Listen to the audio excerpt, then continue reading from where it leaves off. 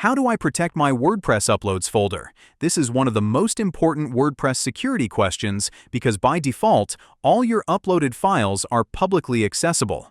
Prevent Direct Access solves this by blocking unauthorized access to your uploads folder completely. Here's how to secure your WordPress uploads folder. Step 1. Go to Plugins, Add Plugin. Then search for Prevent Direct Access. Then click Install Now and activate. Step 2. Go to PDA Settings. Step 3.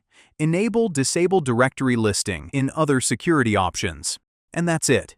PDA blocks unauthorized users with a 403 forbidden page automatically and works with caching plugins and CDNs. How do I protect my WordPress uploads folder? Use Prevent Direct Access. It's the most reliable way to block access to WordPress content uploads without technical complications. Subscribe for more WordPress security tips that actually work.